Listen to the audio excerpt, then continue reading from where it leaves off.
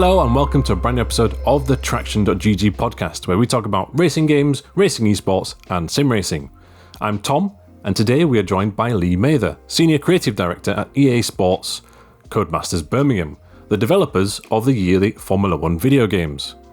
Following the launch of F1 23, I thought it was a great idea to speak to him about some of the big new features like F1 World and Red Flags and the return of Breaking Point, but also some of the other smaller, lesser mentioned topics, such as are they working on anti-cheat measures, or will classic cars ever return in the future, and how important is driver career and my team to the future of the franchise following limited changes this time around.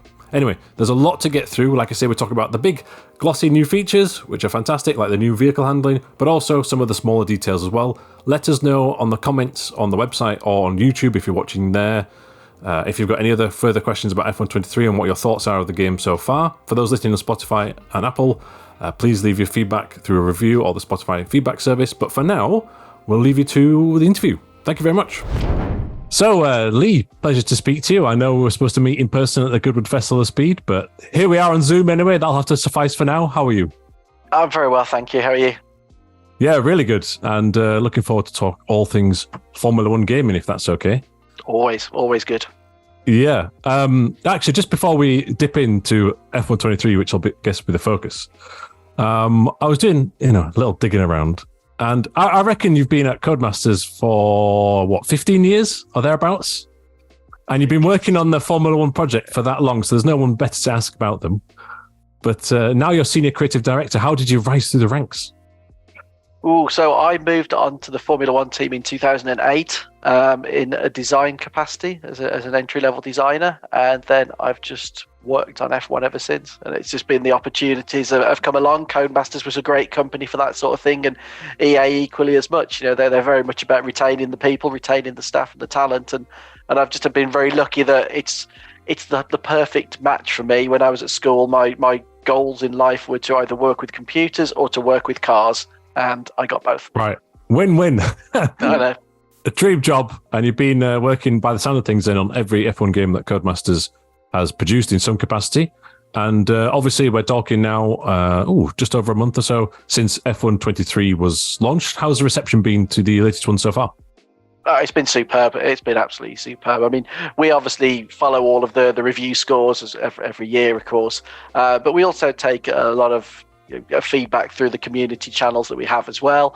And one of the things that we like to look at is the Steam reviews. We always find the Steam reviews are some of the most accurate barometer for how the community are enjoying the game, and they're incredibly strong this year. And considering the scale of some of the new features that we've added, the return of story, there's a lot of good stuff in there that's really, it's hit the mark really strongly this year.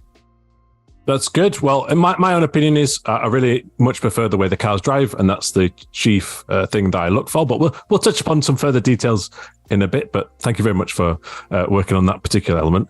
I would say also, we mentioned right at the start we were supposed to be chatting at Goodwood, and we were going to be on the Hey Car stand, and Formula 1 23 was going to be, it has been used and is being used for a scheme to help work with BBC Children in Need. How happy are you to see the game being used to try and sort of cast a light on the social benefits of gaming? It's absolutely tremendous, and it's something that we've always been interested in doing with the project and with the series. So being able to get involved in something with Formula 1, with BBC Children in Need as well, is a really big thing for us. We've done things in the past as well. Recently we attended an event at Donington Park with Special Effect, where they were showcasing solving kids with cancer, and also the Special Effect charity, which is a gaming charity.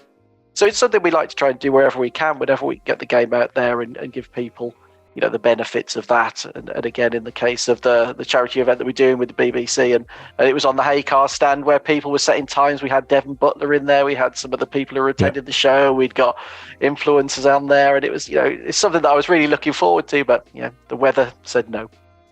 Yeah, that was unfortunate. I suppose safety first. But later in the year, there'll be a live BBC TV show, and there'll be a couple of lucky Formula 1 drivers in the game, playing the game on the show. So looking forward to seeing that. And we'll touch upon Devin Butler later on, I'm sure, because that was actually quite cool what I saw there. So just diving into the main thing, my main upside of F1 23 versus 22 is the improved, in my opinion, car handling and physics and the way the cars ride over curbs and how you can catch a slide a bit more straightforward, yet still be a challenge. Could you explain to me the focus and how that came about this year versus last year?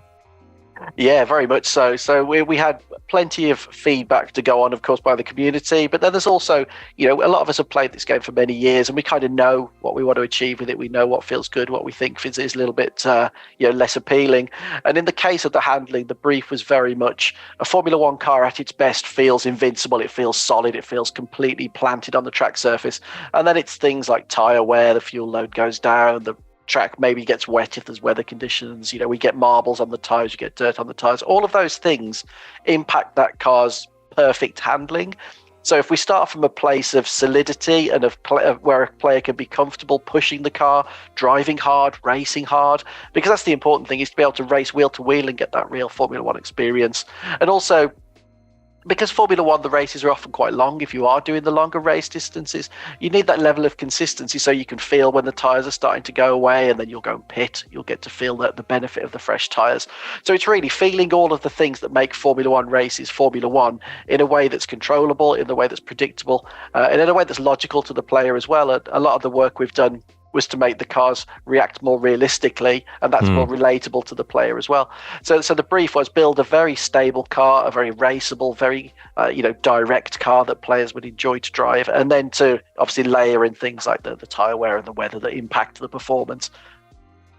Okay, interesting. I suppose there, and I think you briefly touched upon it, but I suppose community feedback was important as well, hearing what people had, whether that's a content creator or someone who's purchased the game, in terms of their driving experience from last year's game. Did you work with any of those to try and improve it for this year?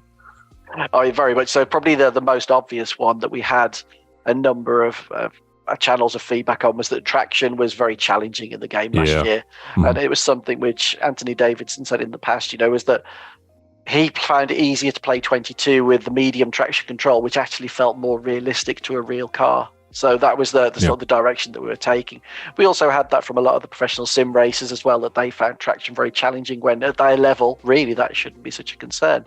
And of course, understeer as well through the corners. A lot of the drivers who play at the higher level without the assists, they would mention to us that the understeer was something which they found quite frustrating. But of course, as soon as you remove understeer, you've got the changing balance. You may have oversteer. Right. But because we've been able to build such a stable platform this year, I think we've been able to balance that out really nicely. The car's now got that direct turning when you turn into a corner, and you've got the stability from the rear end to be confident to get back on the throttle. So I think it was really finding that balance. As we all know, Formula One drivers talk a lot about balance, and it's equally as important for the player. So yeah, traction was probably the thing that we had the most sort of feedback on over the last few years that we really wanted to nail. I suppose another authenticity element and an area you might have had feedback on is the red flags. It was very nice to see those and see that. I was just playing the other day in an F1 World Race and one popped up, and that was a very satisfying feature when it worked out. What was the process behind getting that into this year's game? And I think it was last in F1 2014. So any particular reason why there was quite a big gap between the feature appearing in the games? Yes, essentially when it was in previously, that was in an older version of the Ego engine. We transitioned in 2015 to a new version of Ego. So that's when it was a feature that would have had to have been rewritten at the time. So that's why it didn't come over. Over time, we've obviously built upon the safety car, the virtual safety car, the penalty system in the game, because ultimately everything has to be based on the penalty system when it comes to things such as red flags, virtual safety car, safety car. We wanted to make sure we were in a place that the penalty system was robust and that it would make the right calls, and that you wouldn't be getting red flag after red flag after red flag, and that it was meaningful and it actually had a positive impact on the experience, because ultimately a lot of red flags wouldn't be a positive experience, but the red flags, to the sort of degree that we believe we've balanced them, actually really enhance the race experience. I always think in that that reset of the grid, putting everybody back at the start line and going from a grid start again is actually a real race changing event. And we wanted it to feel that way and make sure that it wasn't something that caused an irritation, and instead it was an enhancement to the game experience, which it absolutely is. I see. Okay, yeah. So I do recall now that 2014 was quite a step change. 2015, was quite a step change for the franchise, and then You have to improve things from there to get to this point. And also, I suppose, in the real world in Formula One, red flags seem to be used more often these days. So it all fits together to try and replicate that. Another thing that seems to happen more often in the contemporary Formula One racing is these limited time liveries or anniversary liveries. We saw the 800th race for Williams Racing recently. Actually, I think technically the 800th race is the Hungaroring, but they also ran it at Silverstone as well. Could be wrong there. But anyway, that appeared within the game. So I wanted to touch upon what effort goes on behind the scenes to try and get all these special liveries early and then apply them to the game in a timely fashion. Yes, obviously we're in constant talks with the teams as to what's coming up, and in most occasions we're aware of something that's coming. Sometimes they're incredibly top secret and people within the teams don't always know. I mean, there's certainly been occasions in the past where a team have applied a new livery to a car and the number of people within the team have been quite limited who've been able to see it, because they are big reveals, they're big moments for the teams, but they are becoming more regular now, as you mentioned. So we like to get an early heads up on the vast majority of them. It gives us the opportunity to get the reference. The teams always send us really good reference, and then it goes to our team who actually create the liveries for the cars, and then of course it's down to us to determine how best we want to deliver them to the players. Sometimes we'll deliver them as free gifts through the email in game, right. But ultimately as well, now we have F1 World in which we can tie them to events and to objectives within F1 World as well, so they can be delivered as prizes. So for us, they're great. They're really nice things to be able to give to the players, and I think they really do look very well so far. The ones this year have been very cool, haven't they? I do like the 800th race Williams livery. I really like the Gulf one they've just announced. So having these, is this setting a trend? Should we expect to see some other special limited time things appearing in the inbox or through a challenge as the game goes through its life cycle? I think if the teams keep creating them, we'll certainly keep wanting them, and we'll certainly want to keep delivering them to the players. But ultimately, we're not just constrained by that as well. There's many other things we can deliver to players as constant rewards, as I say, through F1 World or through the mail system within game. But yeah, if the teams want to keep creating them, we'll certainly want to keep taking them. I mean, I was a particular favourite of mine recently being the Triple Crown livery that McLaren did. I thought that was really nice. Fingers crossed we can see that soon. And also, like you mentioned, there's other elements, not just liveries. I mean, there was Max Verstappen's one-off helmet was it for Miami as well? That recently appeared in the game, so it could be a range of things, couldn't it? And personally enjoying that system. I suppose just thinking off the top of my head here, that's the current day contemporary stuff. I think classic vehicles were last seen in 2020. Would there ever be some sort of return to that, or are we just fully focused on the present day at the minute? Yeah, I always say never to those things. I mean, we did them a couple of times in the past, and there's always going to be space for classic cars in Formula One, maybe in the future. But yeah, never say never to those. Oh, yeah, like the sound of that answer. That's good. Okay, so let's touch upon F1 World. I mean, you mentioned it there. I think there was a challenge within F1 World, hot lap time trial, where you could get the Red Bull Racing Miami livery. That's not all it's for. It's clearly this really dedicated mode now, which is something very unique. There's some similarities to F1 Mobile Racing. There's some of its own thing. There's a bit of the F1 Live thing from last year as well. So I just want to understand, first of all, sort of the philosophy of F1 World, and is there a particular target market that you're aiming for with this new edition?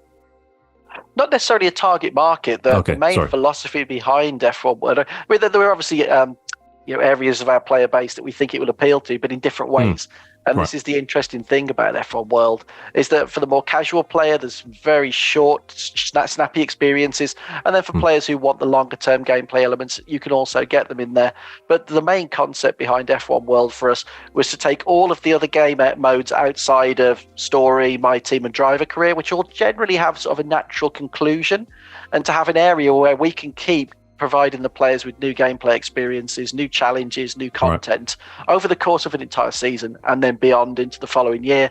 And that's what we can do with World. As we've just spoken about with things like the liveries and the helmets, we can apply them to challenges. We're going to be looking at doing more with F1 World in the future as well, potentially doing some things with some of the drivers and really trying to expand it out. It's really in its absolute infancy at the moment. We're still going to continue to expand upon it with new gameplay as well. You saw that we added elimination mode last year, so F1 World is the prime example of an area where we can look to add new types of gameplay as well, because they're then part of the reward system of F1 World. They're improving your tech level of your F1 World car. They're not just disparate pieces of gameplay, they're part of a much bigger experience. So is it fair to say then, based on that response, that this is a longer term play? There's a vision for F1 World. It's not necessarily just a one-off. You're going to continue evolving it, and we might see it in future iterations of the game as well, right? That's very much the plan. I mean, when we do anything, we always plan with the long term in mind. We don't just look at putting that huge amount of work in and then pulling it the following year. And it's part of the scope of the game. We've got the full authenticism of a driver career. We've got the ability to run your own team in my team. We've got something for people who like maybe the drive to survive, more drama style element through Breaking Point. And then we've got everything else. That encompasses fantastic multiplayer. It's got the divisional multiplayer in there now. It's also got time trial. It's got Grand Prix. And then we've got all the challenges and new game modes that we're bringing into F1 World. So again, we cater to a varied player type these days, but then F1's also catering to a much wider and more varied audience than it ever has. I see. Interesting. So we could see F1 World evolving with time, in it for the long haul. So it'll be interesting to see how that plays out. Any tips for increasing my tech score? Do you know what? I play the game more. Obviously, the more you play, the more you gain. But I mean, it's just there's plenty of obviously new events coming on a regular basis. So if you've exhausted what you were doing, fire it up the following day and you'll have a refresh of new things to get to go and play. There's always something fresh. I see. So it's F1 World is like this living, breathing thing as opposed to a career where, okay, you might have some balance tweaks and things throughout the game's life through patches, but F1 World's a much more reactive or proactive game mode that you've got to keep checking back. I understand. It's absolutely ideal for us to stay more relevant and connected to the season. Right. What's going on in the season? So things like drivers with a fresh new helmet, we can deliver that through great gameplay and world. The same with car skins and things like that. It allows us to create challenges and events that tie to what's going on in the real world, and that's always been a goal of ours. I see. I want to touch upon F1 World, this interesting new thing that a lot of players will have to get used to, and we'll see how it evolves with the time. Certainly, Driver Career and My Team are a staple of the F1 games since, in my mind, My Team in 2020, F1 2020, was a huge step forward, and it's been refined ever since. This year, there are some tweaks, but they are quite subtle. So was it a case of focusing on F1 World more this year, and then maybe next year there might be some more My Team changes, or rather, is My Team and Driver Career still an important part of the F1 game pillar? Oh, they're huge. Yeah, they're both Driver Career and My Team are two of the most engaged with game modes.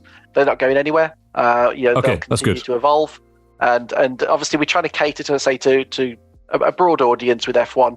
The last thing we want to do is alienate people who love those game modes, because they are played by a lot of people and they're really popular, as you can imagine. But I say F1 World, the whole concept, as I said, was, let's say, for example, I play my Driver Career through and I become Formula One World Champion, and maybe I decide to go and play something else. Well, now I can go and enjoy F1 World, and I can go and play more Formula One, get more reward and more engagement. And that's what we really want to do, is give players choice and give players more reason to want to play Formula One, and that's exactly what World gives, while still keeping the authenticity of Driver Career and the sort of the versatility and the development side of My Team.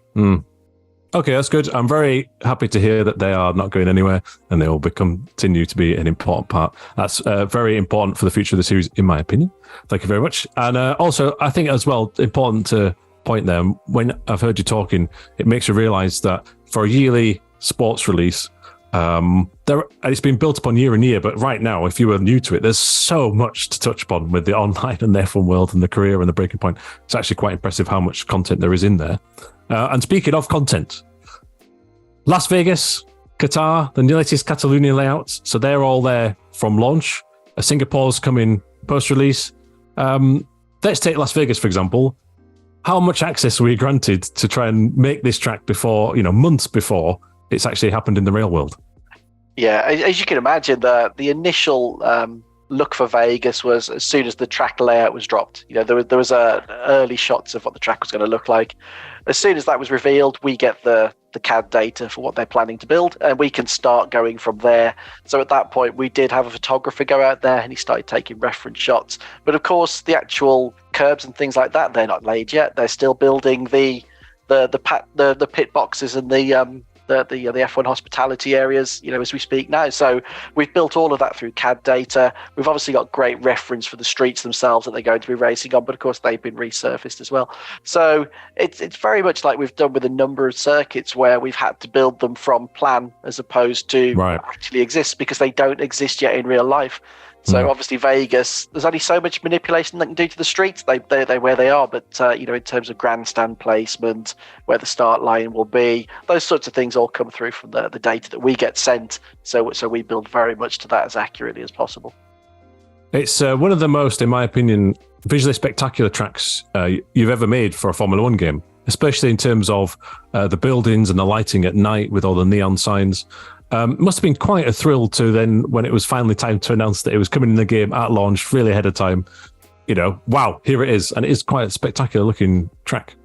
Oh, it's incredible. I think you mentioned the lighting as well. So there's actually a unique lighting work that we had to do for Vegas because there's so many illuminated screens. Okay. Right. And of course, if you're playing on a high-end PC, you'll see things like the reflections look more realistic, and the way the colours are cast correctly across things. That looks absolutely phenomenal. So. Yeah, it's a step up, and it just shows that. I know, obviously, Ego Engines evolved over time, but that track can be like, when something's made from the ground up with it, it can look still rather spectacular, even on the latest consoles and PC hardware. Yeah. And it's testament to that. Rewinding to look at some of the older tracks, could we ever see a time where things like Spa or Hungaroring are sort of updated to match the times?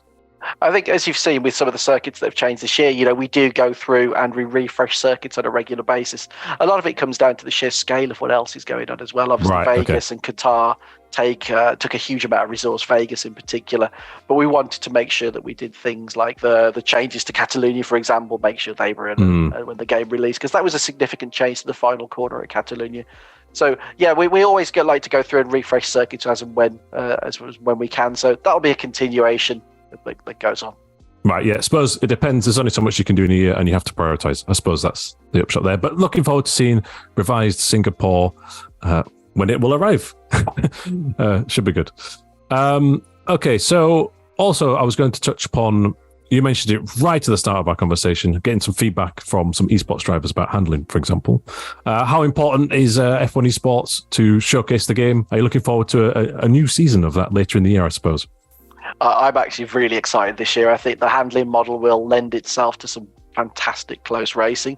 I think in particular the changes that we've made to the tyre model this year will really mix up the strategies, because I think last year we had a fairly stable, sort of predictable sort of strategy that most of the teams ran with. This year I think that's going to be significantly different, so I think we are going to be seeing some exciting racing. And I think, as I say, the handling model will lend itself to fantastic close racing. And all of us, we enjoy watching those guys race as it is, even when they're not racing in the official esports. They're always competing in F1, in other championships, and it's something that we enjoy watching, and they're super competitive all year round. They never stop. So we're very excited for that. Yeah, I'm jealous of their motivation levels, because they're constantly, if it's not testing, it's competing in something like PSGL. Yeah. It's a big topic in my world of sim racing at the minute, which is a discussion of alleged potential cheating. Does the F1 game have anti-cheat measures? Is that something you're constantly looking at or trying to improve upon? So anti-cheat has been a huge topic of discussion for a number of, well, I'd say probably for the last 12 months in particular. We've always been aware of a degree of cheating, and we've certainly done a number of things to stomp it out. It's been particularly with regards to what we do with the time trial leaderboards and things like that. But there are certain things that are going to require a much longer term plan, and that's something that we're still very much in the middle of. We've started the process. We're going through a lot of investigation and discussion as to how we can literally put in a fully fledged anti-cheat. It's still something that we're working very, very heavily on at the moment. As a timeline, not something we can really commit to right now. It's obviously, as soon as you start down that path, it suddenly becomes more and more complex, but it's something we definitely want to get in place as soon as we possibly can. Yeah, I suppose it's like a treadmill where I almost think, as soon as a developer might do something, there's someone doing something to try and work their way around it. So you always got to be on it. But I'm happy to hear that there's going to be this long-term plan, and we hope to see the results of that in the future. The most important thing for us is, firstly, that it actually works. It prevents cheating, but also that it's not intrusive and it doesn't have a negative impact on the rest of the players. So it's very important that we make sure that we balance that out. So it's a big topic. Yeah, it is a tricky balance, but best of luck with the plans. And I suppose our time together is coming to an end, but I wanted to finish on Breaking Point 2 because I've really enjoyed it. I felt like it was a more detailed and twisting plot than the first one. I don't want to do any spoilers, even though the game's been out for a while. But I thought it was there was some brave plot points later on, which I thought was a big step forward for the series. Was it enjoyable to work with these characters again? Oh, definitely. I think not only the team, obviously here in the studio, but the writers have sort of now got into that world and they've got into that mindset. So they knew how to write Devin, and they certainly knew how to write Davidoff as well. You know, you could sort of get those family connections. And the return of obviously Casper, you know, the characters that we've grown to really enjoy and enjoying the series. And I think, you know, we felt like we've built that world now. We've built those characters, and they obviously slipped really easily into that second breaking point chapter, which I think is really, really cool. So yeah, it was very good, and we enjoyed working obviously with Jamie as well, being able to get that insight into how to bring a female driver into the sport so effectively and realistically. You know, that was most important. Yeah, I think Callie Mayer's character is portrayed very well, and she's extremely determined, like a Jamie Chadwick, I suppose. And you know, seeing how that whole family dynamic works out, again, don't want to spoil too much, is fascinating. But also, you've got the more contextual social media messages and things like this, and the post-race interviews, which certainly affect your scores and levels. I thought that was much more engaging. I'll just tell you a little story now, if you indulge me for a second. When I was at Goodwood, I don't want to rub it in again, sorry. And there was the actor who plays Devin Butler in the real world. He was there with a Connor Sport t-shirt on, and a couple of kids saw him and were like, "Oh my God, it's Devin Butler!" And he ran up and he took pictures with him. That must be really cool to hear about, because it's that character has entered the consciousness of a whole new generation of racing game players. Yeah, he's always been one of the most interesting characters from the start.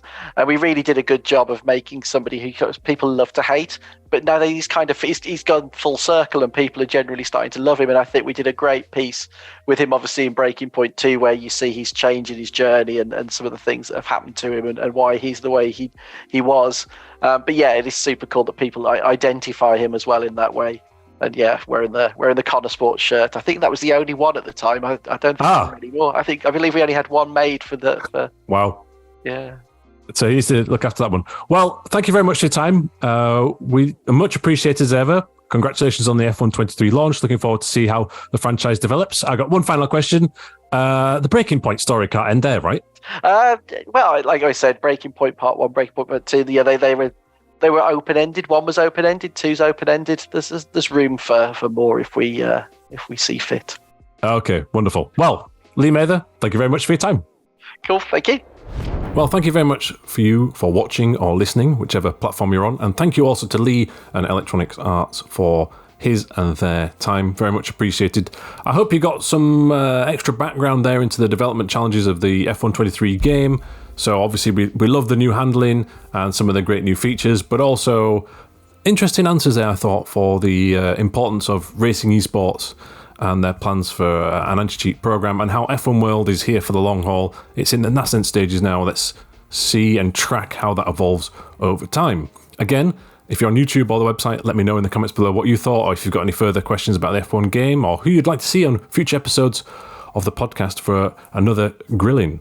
Also, like I say, Apple and Spotify users, please leave us a review. It really helps out the show and pushes out to more people, and allows us to create more episodes in the future. For now, be sure to check the Traxion website for more information. We've got a full guide to F1 World if you're a bit confused like I was at the start, in the website, but also on the YouTube channel. So please do check that out as well. And for now, we'll be back with another episode very soon.